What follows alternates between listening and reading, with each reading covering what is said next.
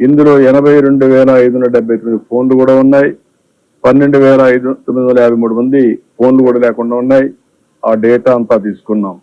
ఆ డేటా అంతా తీసుకుని మొత్తం రాష్ట్రంలో ఉండే ఆఫీసర్స్ అందరినీ కూడా రమ్మన్నాను. ఒక ఎమర్జెన్సీ ఉన్నప్పుడు ప్రత్యేకంగా ప్రతి ఒక్కరు ఇక్కడ పనిచేయాల్సిన అవసరం ఉంది. ఆ పనిచేయడం కోసం దగ్గర మాకు 16 డివిజన్స్ ఉన్నాయి, 77 సచివాలయాలు ఉన్నాయి. ఒక్కొక్క డివిజన్కి ఒక సీనియర్ ఆఫీసర్ని పెట్టి, ఒక్కొక్క సచివాలయానికి ఒక జూనియర్ ఆఫీసర్ని పెట్టి టోటల్ గా ఇది రికవర్ అయ్యే వరకు ఎప్పటికప్పుడు వాళ్ళతో అనుసంధానం చేసుకుంటూ అవసరమైతే ప్రజలతో కూడా మాట్లాడి వాళ్ళకు న్యాయం చేసిన తర్వాతనే ఇక్కడి నుంచి వెళ్తాం. దానికోసం ఒక కార్యక్రమాన్ని తయారు చేశాను. ఇది అవుతానే అందరితో కూడా మేము కూర్చుంటున్నాం. మేము కూర్చొని మళ్ళీ రాత్రికి నేను వెళ్తాను.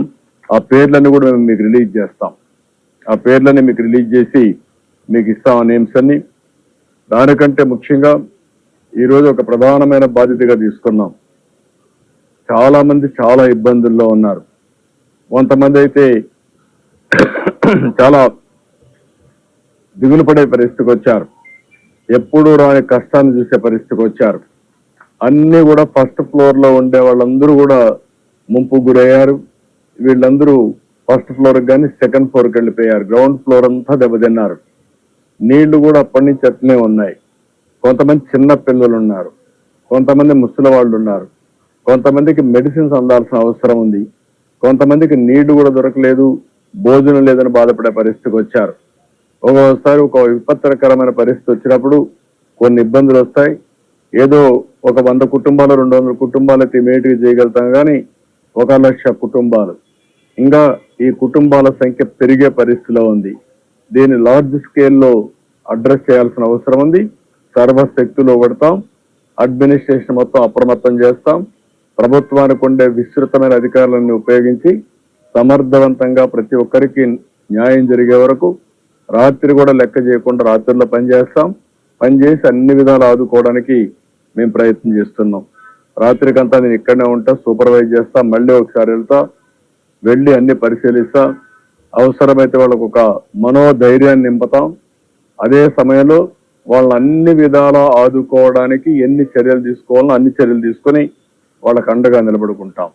అందుకని ఇవన్నీ కూడా నేనే ఈరోజు సిఎస్ గారు ఇక్కడే ఉన్నారు, డీజీ గారు ఉన్నారు, అందరూ కూడా కూర్చొని పెట్టి ఒక యాక్షన్ ప్లాన్, ఏదైతే ఇంత పెద్ద ఎత్తున విపత్తు వచ్చినప్పుడు అదే స్ఫూర్తితో మేమందరం కూడా పనిచేస్తే తప్ప ఉండే వారికి న్యాయం జరగదు.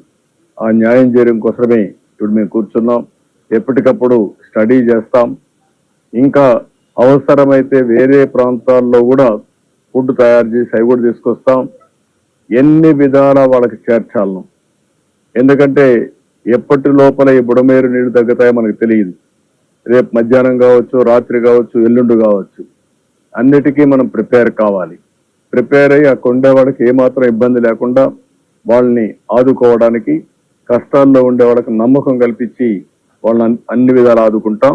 ఆ కార్యక్రమంలోనే నేను ఉన్నా. ఇక్కడ మీకు ఏదైనా డౌట్స్ కానీ, ఇప్పుడు ఇది అయిన తర్వాత మేము ఆఫీసర్స్ అంతా రివ్యూ చేసుకొని రోల్ క్లారిటీ ఇచ్చిన తర్వాత, ఎందుకంటే కన్ఫ్యూజన్ లేకుండా ఎవరేం చేయాలో చాలా స్పష్టమైన రోల్ క్లారిటీ ఇస్తాం.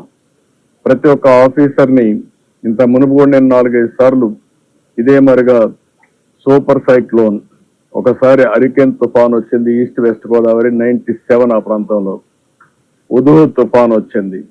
ఆ తర్వాత హైదరాబాద్ లో ఒకసారి పెద్ద ఎత్తున వరదలు వచ్చాయి. అనేక సందర్భాల్లో స్పష్టమైన రోల్ క్లారిటీ ఇచ్చి ప్రతి ఒక్కరికి న్యాయం చేసిన తర్వాతనే అడ్మినిస్ట్రేషన్ తిరిగి వెళ్ళాం. ఈరోజు మేము సెక్రటరియట్ లో కూర్చోవచ్చు, లేకుంటే స్టేట్ డిజాస్టర్ మేనేజ్మెంట్ అథారిటీలో కూర్చోవచ్చు. కాదు, ఇక్కడనే సింగ్ నగర్ లో దగ్గరగా ఉండే ఇక్కడ మేము కూర్చోవాలి. ఇక్కడి నుంచే పని చేయాలి.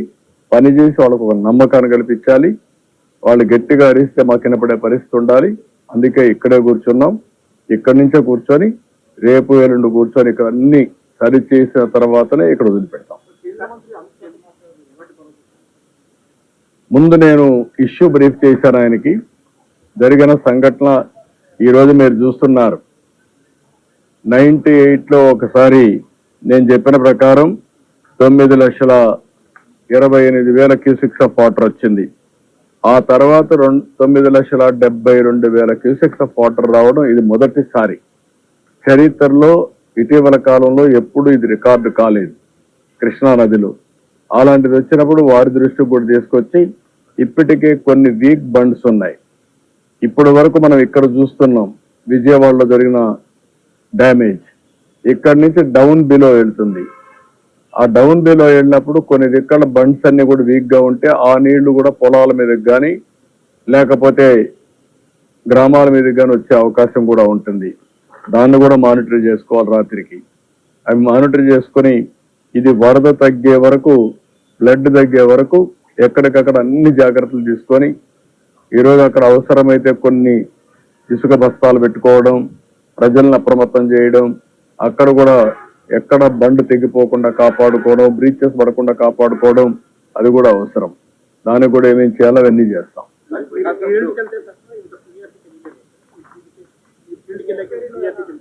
అంటే వచ్చినటువంటి ఇది ఆల్ ఆఫ్ ఎ సడన్ ఆ నీళ్లు కూడా యాడ్ అయినాయి.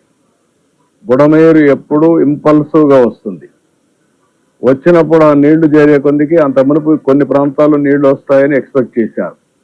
ఎప్పుడైతే బుడమేరు నీళ్లు వచ్చాయో all of a sudden Munneru కానీ బుడమేరు కానీ సడన్ గా వస్తాయి. ఆ నీళ్లు కూడా వచ్చాయి. ప్లస్ ఇక్కడ వచ్చే నీళ్లు వచ్చాయి, ఆ నీళ్లు వచ్చాయి. రెండు ఎదురు తగిలే కొద్దికి ప్రమాదం ఇంకా ఎక్కువ అయిపోయింది. ఆ బ్రీచెస్ కూడా ఉన్నాయని ఎవరికి తెలియదు. అడ్మినిస్ట్రేషన్ కూడా కొత్తగా వచ్చిన 80 రోజుల్లో ఎక్కడెక్కడ బ్రీచెస్ ఉన్నాయి వాళ్ళు చూసుకోలేదు. ముందు పెట్టిన వాళ్ళు కూడా ఎక్కడ పట్టించుకోలేదు. అన్నీ కలిపే కొద్దికి ఈ ప్రమాదం వచ్చే పరిస్థితి వచ్చింది.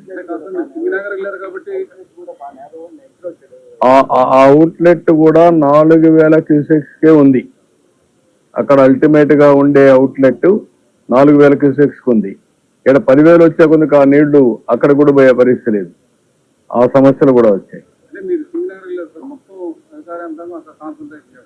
ఇప్పుడు ఆర్ఆర్పేటలో అదే పరిస్థితి ఉంది, మిల్క్ ప్రాజెక్ట్ లో అదే పరిస్థితి ఉంది, ప్లస్ ప్రకాశం డౌన్ స్ట్రీమ్ లో కూడా ఇప్పుడు మొత్తం కూడా ముంపు అవుతుంది. అప్ స్ట్రీమ్ లో మీరు ఇందాక అన్నట్టు ప్రేమపట్నం కానీ కొత్తపూడి కానీ కర్రీ కానీ మొత్తం కూడా ఇప్పుడు అన్ని జలదిక్కున్నాం. అన్నింటి మీద అందుకనే వాట్ ఐఎమ్ సేయింగ్, నేను అందుకనే ఒక్క ప్రాంతమే కాకుండా సింగ్ నగర్ కు ప్రారంభమైంది. అక్కడి నుంచి ఇప్పుడు కూడా నీళ్లు పెరుగుతున్నాయి. పెరిగినప్పుడు వల్నరబుల్ ప్లేసెస్ ఎక్కడైతే ఉన్నాయో అవంతా కూడా మీరు చెప్పినట్టు కృష్ణలంక, ఇబ్రహీంపట్నం ఇలాంటి ప్రాంతాలు కూడా వచ్చే ప్రమాదం ఉంది. వచ్చాయి. ఇది ఇంకా రాత్రికి రేపటికి పెరిగే ప్రమాదం ఉంది. అన్ని కూడా అందుకనే వార్ ఫుటింగ్ లో సర్వశక్తులు వడ్డీ ఏమేం చేయాలో చేయడం కోసం ప్రయత్నం చేస్తున్నాం. అన్ని చర్యలు తీసుకుంటాం.